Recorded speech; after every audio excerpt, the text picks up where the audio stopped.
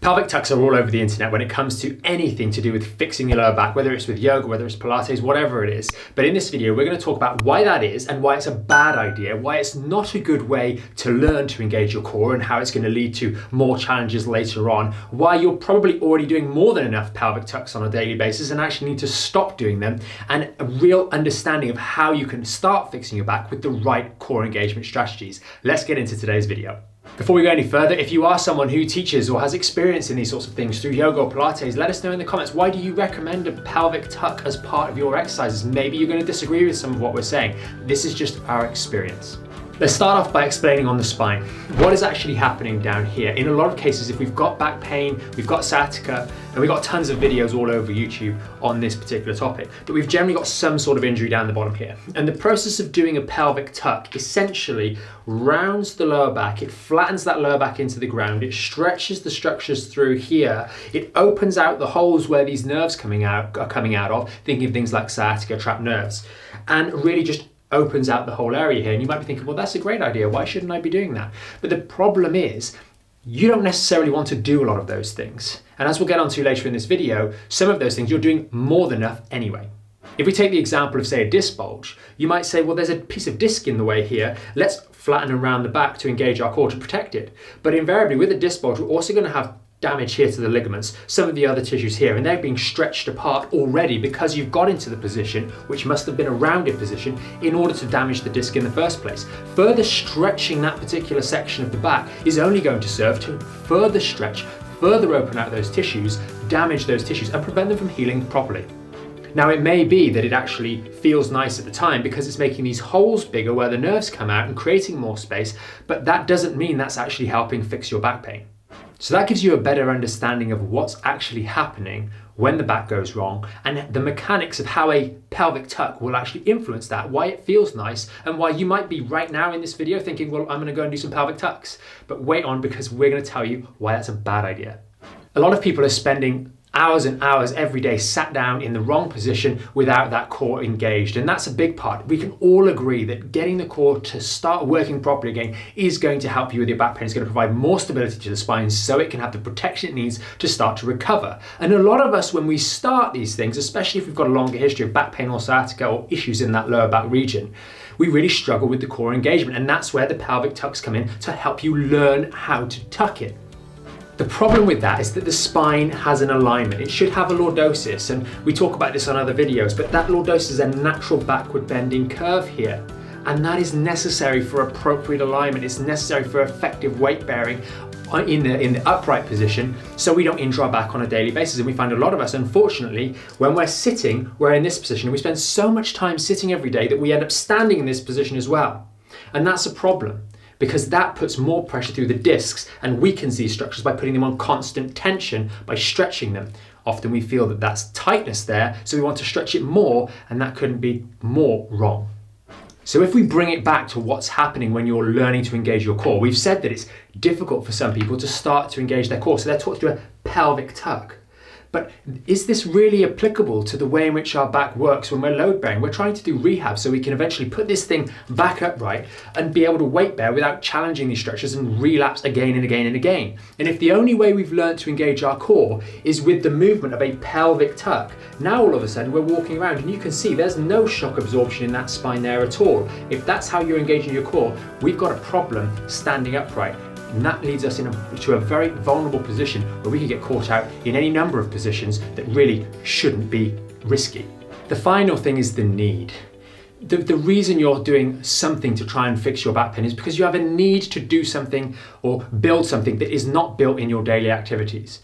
Just think about it right now. How much time, maybe even while you're watching this video, you're sat down slumped, you're like that, etc. And these positions when you've got back pain or sciatica can actually be quite relieving, even though they're making us worse without us knowing or with a delayed reaction.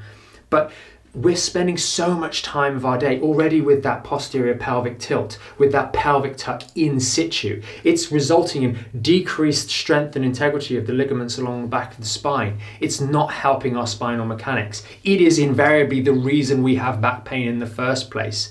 And doing more work as part of our rehab process to further instill this shift of the pressure onto the discs, and then going, I wonder why my herniated disc keeps coming back, or I wonder why the herniated disc is now a degenerated disc, and now I've got stenosis, and now I've got a facet problem as well. Because we're doing the wrong things. We're already doing pelvic tucks more than enough time during the day. We need to stop that and learn how to do it right. So as you've probably gathered by now, hopefully compared to the very start of this video, you're thinking, okay, maybe these pelvic tucks aren't the right thing, but what should I do? Now, the reason that they're often used early on, sometimes, and I'm clutching at straws to a certain degree here because we're not a Pilates teacher, we're not a yoga instructor, we don't 100% know, but we can make an estimation, and it's quite difficult to learn how to engage your core. And if you're lying on your back, trying to engage your core and doing some of these leg exercises where the legs might be doing different things, the weight of the leg, and bear in mind, the weight of the leg alone, not even your whole body weight, is enough to pull that spine into a funny position and aggravate the structures down the back here.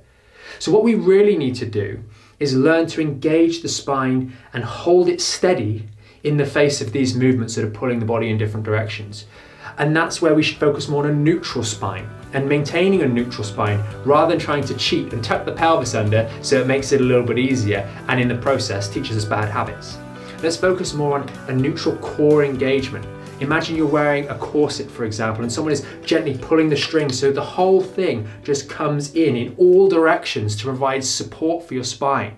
What would we do if we're carrying a big weight up top to try and stop it wobbling? We squeeze in to hold a degree of stability in all directions. That is how you learn to engage your core, because that is applicable to every position. That's applicable to you being upright, having a neutral spine, engaging around here to provide stability when we're about to lift a box, engaging to provide stability as we go through a range of motion, maybe to put something back down on the floor or empty the dishwasher, engaging with a neutral spine, not requiring a disadvantageous movement in order to engage the core and put us in a compromised position.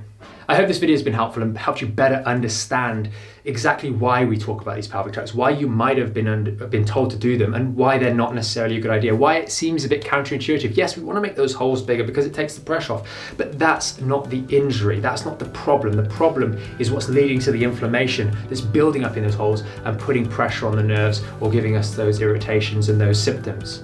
We want to start by providing a neutral spine and support for that neutral spine and focusing on that, because that is going to mean that your back rehab, your strengthening processes, your full rehabilitation means that you get back in shape for good, not just back in shape for a couple of weeks. And as soon as you have to empty the dishwasher on that Tuesday afternoon, all of a sudden, boom, it goes again because we don't know how to engage our core properly. It takes a bit of time, it takes a bit of learning, but with practice, just like anything, you'll get there and you'll really be able to build a nice foundation. Because every other exercise that you will need to do when you're strengthening your back and really going through that rehab program hinges on the ability for you to effectively engage that core so it can then start to do other upright weight-bearing activities and work with some of those other powerful muscles further down the legs and further at the back. If we don't have that bit together, we're really going to struggle for the long term. Thanks so much for watching the whole video. Hopefully you found it really interesting. There'll be a link up here to learn a little bit more about actually doing this thing with a bit of guidance, understanding exactly what you need to do with a proper, regimented, expert-created program. And if you are someone who's a Pilates teacher or a yoga teacher and you're like, hey, I don't teach that, that's not me, we know there's a lot of different variations of these sorts of exercises and these sorts of regimes and these sorts of activities.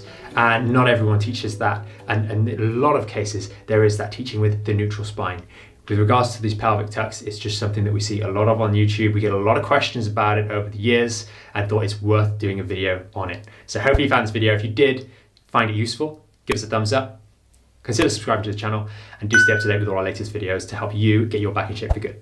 If you want to learn more about the premium Back in Shape membership, there's going to be a video somewhere underneath here. And if you want to stay up to date or tune into some of our more recent live streams and the Q&As at the end of those, then that's going to be down here. And remember, you can subscribe to the channel up here and hit the notification bell to make sure you know when we next go live so you can join us for our next live stream and Q&A.